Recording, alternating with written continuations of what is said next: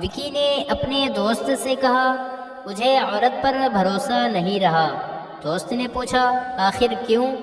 وکی بولا اس لیے کہ میں نے ایک فرضی نام سے اخبار میں شادی کے لیے اشتہار دیا اور اپنی آمدنی 3 گنا زیادہ بتائی، اور مجھے سب سے پہلے جو لیٹر ملا وہ میری ہی محبوبہ کا تھا۔ ایک شخص نے دوسرے سے کہا اگر تم میرے پاس آؤ تو یہ لو ایڈریس اور آ کر گھٹنوں سے دروازہ کھٹکھٹا لینا۔ دوسرا شخص حیران ہو کر بولا مگر گھٹنے سے کیوں؟ پہلا شخص بولا اب مجھے ایسا نادان بھی نہ جانو جو یہ سمجھ لوں کہ تم خالی آؤ گے۔ ہوٹل میں بہت گرمی تھی۔ ایک گاہک نے اپنا کوٹ اتار کر ایک جگہ ٹانگ دیا اور اس پر ایک پرچہ چسپاں کر دیا کہ کوئی میرا کوٹ نہ چرائے، میں باکسنگ کا عالمی چیمپئن ہوں۔ تھوڑی دیر بعد اس نے دیکھا تو کوٹ غائب تھا اور ایک دوسرے پرچے پر لکھا تھا مجھے پکڑنے کی کوشش نہ کرنا، میں دوڑ کا عالمی چیمپئن ہوں۔ سابقہ وزیر اعظم ایک بار کسی گاؤں کے دورے پر گئے۔ ایک کسان سے باتوں کے دوران انہوں نے پوچھا کیوں بھائی انقلاب کے بعد اب تم پہلے کی نسبت خوشحال ہو؟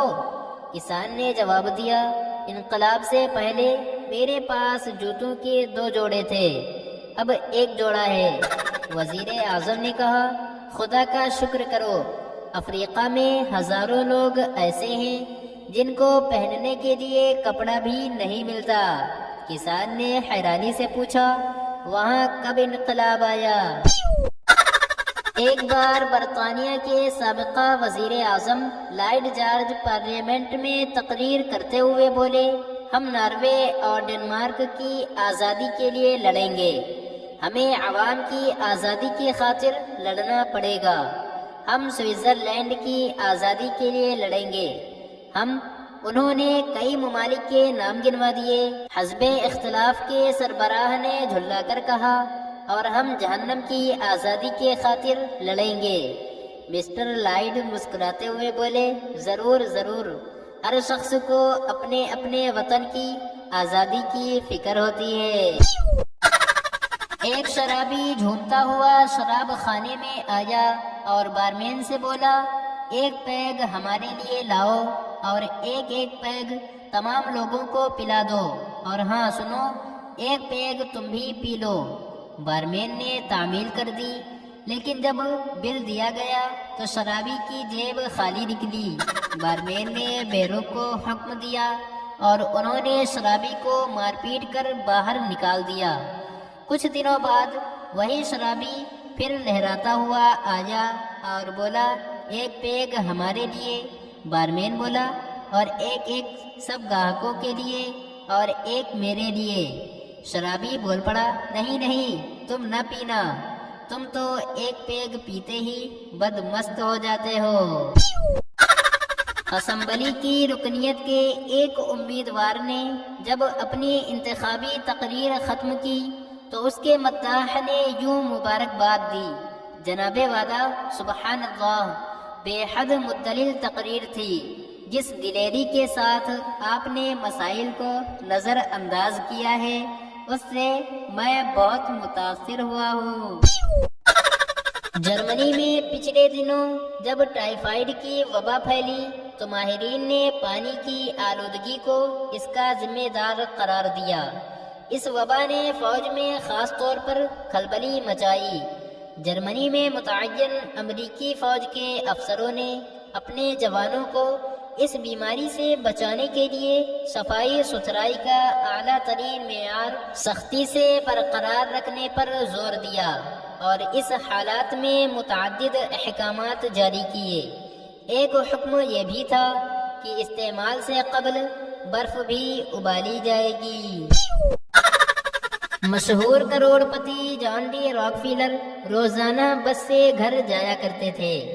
ایک روز وہ دفتر سے نکلنے لگے تو انہیں خیال آیا کہ ان کی جیبوں میں تو نوٹ ہی نوٹ ہیں، کنڈکٹر کو بھلا کیا دیں گے، نوٹ بنانے کے وہ قائل تھے نہیں۔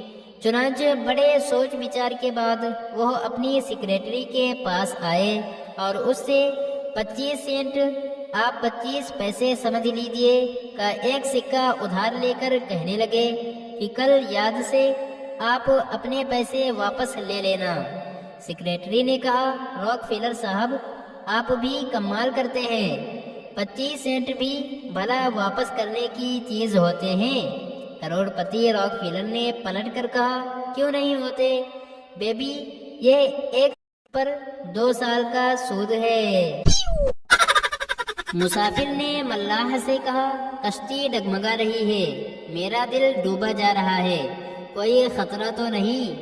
ملاح نے سنجیدگی سے کہا، خطرے کی کوئی بات نہیں، میری کشتی بیمہ شدہ ہے اور مجھے تیرنا آتا ہے۔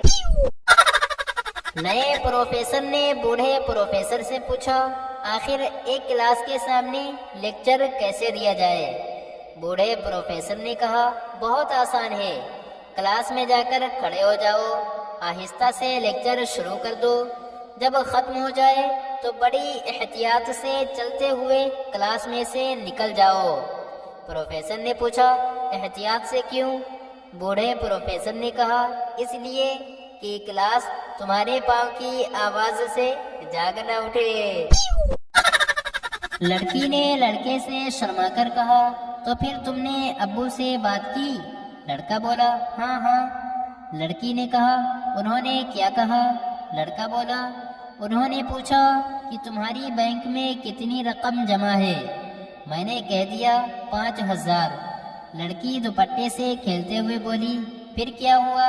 لڑکا بولا، انہوں نے وہ رقم مجھ سے ادھار لے لی۔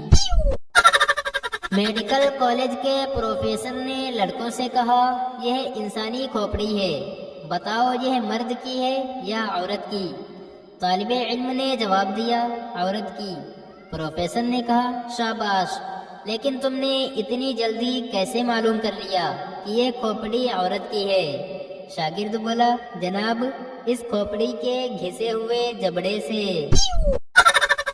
مریض نے ڈاکٹر سے کہا، ڈاکٹر صاحب میرے دونوں کان بند ہو گئے ہیں، میں سن نہیں سکتا۔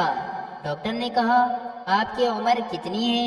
مریض بولا، 90 سال۔ ڈاکٹر نے کہا، آپ نے بہت کچھ سن لیا ہے، اب مزید کچھ سننے کی ضرورت نہیں۔